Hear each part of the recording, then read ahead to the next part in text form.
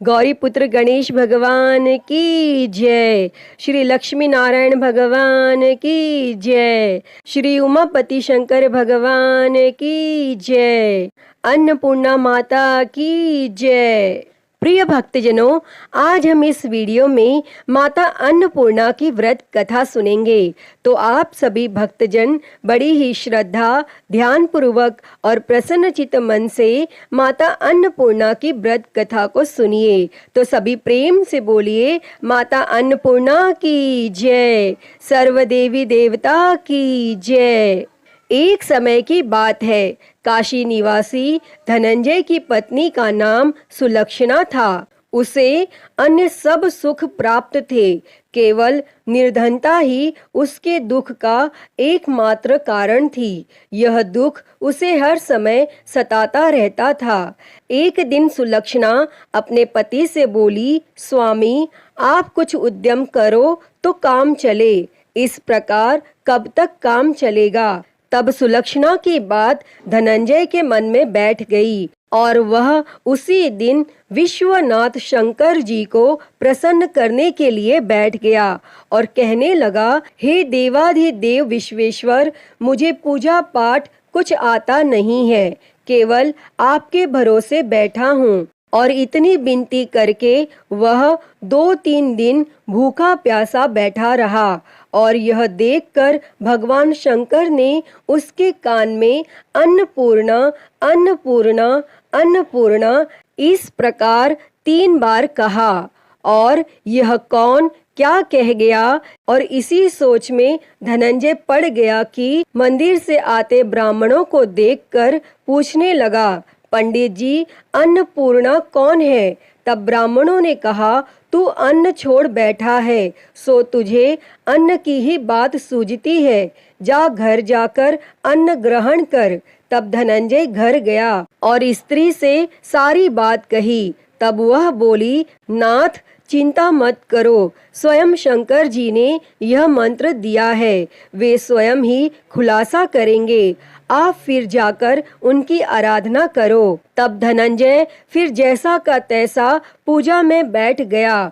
रात्रि में शंकर जी ने आज्ञा दी और कहा, तू पूर्व दिशा में चला जा। और वह अन्नपूर्णा का नाम जपता जाता और रास्ते में फल खाता, झरनों का पानी पीता जाता। और इस प्रकार वह कितने ही दिनों तक चलता गया और वहां से उसे चांदी सी चमकती वन की शोभा देखने में आई, सुंदर सरोवर देखने में आया। उसके किनारे कितनी ही अप्सराएं झुंड बनाए बैठी थी, एक कथा सुनती और सब मिलकर माँ अन्नपूर्णा इस प्रकार बार बार कहती थी। और यह अगहन मास की उजेली रात्रि थी और आज से ही व्रत का आरंभ था। और जिस शब्द की खोज करने वह निकला था, वह उसे वहां सुनने को मिला।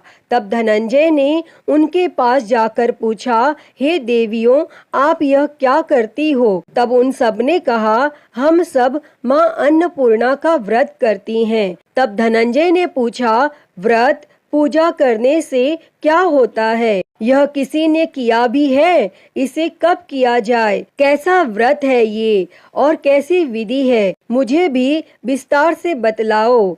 तब वे कहने लगी, इस व्रत को सब कोई कर सकते हैं। 21 दिन तक के लिए 21 गांठ का सूत लेना चाहिए। 21 दिन यदि न बने तो एक दिन उपवास करें।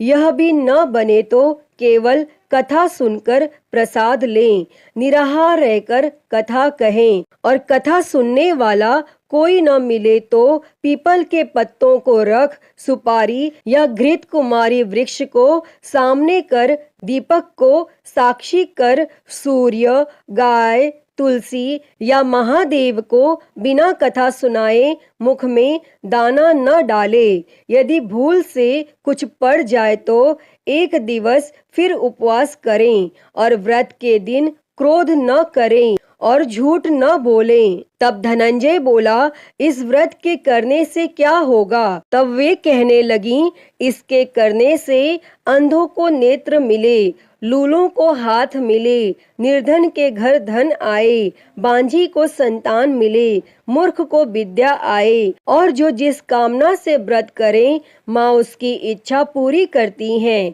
तब धनंजय कहने लगा, बहनों, मेरे पास भी धन नहीं है, विद्या नहीं है, कुछ भी तो नहीं है, मैं तो दुखिया ब्राह्मण हूँ, मुझे इस व्रत का सूत दोगी?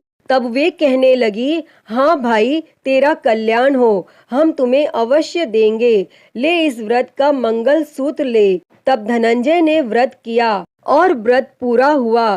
तभी सरोवर में से 21 खंड की स्वर्ण सीढ़ी हीरा मोती जड़ी हुई प्रकट हुई। तब धनंजय जय अन्नपूर्णा कहता जाता था और इस प्रकार कितनी ही सीढ़ियां उतर गया तो क्या देखता है कि करोड़ों सूर्य से प्रकाशमान माता अन्नपूर्णा का मंदिर है। उसके सामने स्वर्ण सिंहासन पर माता अन्नपूर्णा विराजमान है। सामने भिक्षा हेतु शंकर भगवान खड़े हैं। देवांगनाएं चंवर डुलाती हैं, कितनी ही हथियार बांधे पहरा देती हैं। तब धनंजय दौड़कर जगदम्बा के चरणों में गिर गया। तब देवी उसके मन का कलेश जान गई और धनंजय कहने लगा, माता, आप तो अंतर्यामिनी हो, आपको अपनी दशा क्या बताऊं? तब माता बोली, मेरा व्रत किया है, जा संसार तेरा सत्कार करेगा। तब माता ने धनंजय की जीवा पर बीज मंत्र लिख दिया और अब तो उसके रोम रोम में विद्या प्रकट हो गई। इतने में क्या देखता है कि वह काशी विश्वनाथ के मंदिर में खड़ा है और माँ का वरदान ले धनंजय घर आया और सुलक्षणा से सब बात कही और माता जी की कृपा से उसके घर में संपत्ति उमड़ने लगी और छोटा सा घर बहुत बड़ा गिना जाने लगा। जैसे शहद के छत्ते में मक्खियां जमा होती हैं और उसी प्रकार अनेक सगे संबंधी आकर उसकी बड़ाई करने लगे और कहने लगे, इतना धन और इतना बड़ा घर, लेकिन सुंदर संतान नहीं तो इस कमाई का कौन भोग करेगा? क्योंकि सुलक्षणा से संतान नहीं है, इसीलिए तुम दूसरा विवाह करो। तब अनिच्छा होते हुए भी धनंजय को दूसरा विवाह करना पड़ा और सती सुलक्षणा को सौत का दुख उठाना पड़ा। इस प्रकार दिन बीतते गए।